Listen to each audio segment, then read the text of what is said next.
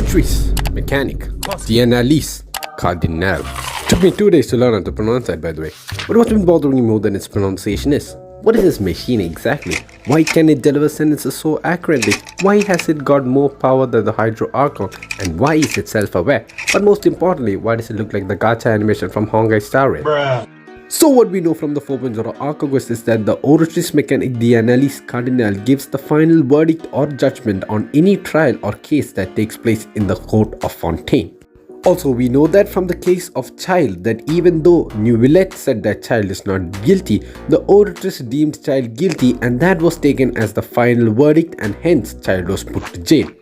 Now this is kind of weird because it kind of seems that the opinion of the God of Justice or the verdict of the God of Justice does not matter in any case, because what the Oratrice says is final, unless the judgment of the Oratrice is the judgment of the Hydro Archon herself.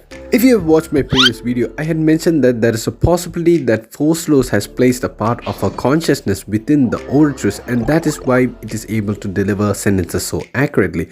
From all the previous Archon quests and world quests that we have played throughout Genshin Impact, we know that it is quite possible that consciousness can indeed be transferred into objects or other people. So if this is indeed true, it does mean that the Oratrice's judgment is the same as Focalors' judgment itself. And from the 4.0 Archon quest, we know that Focalors herself made the Oratrice, so the possibility that she transferred her consciousness into the machine cannot be ruled out. But there is one teeny tiny problem. If Focalors did indeed make the Oratrice, how come she doesn't know how it works? Or how come she doesn't know why it gave a verdict opposite to that of Neuvillette's in the case of child? According to Nahida, we know that Focalors reserves the right to influence the final verdict or judgment in any particular case. Then why not in the case of child?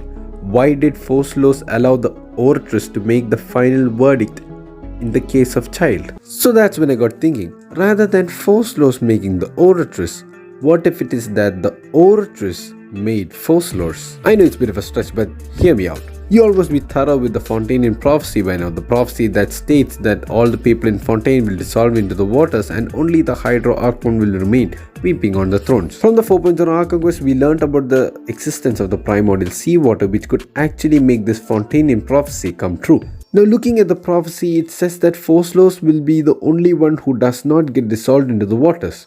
So does it mean that Neuvillette also could get dissolved into the waters? And by now we've pretty much confirmed that Neuvillette is the Hydro Dragon in human form.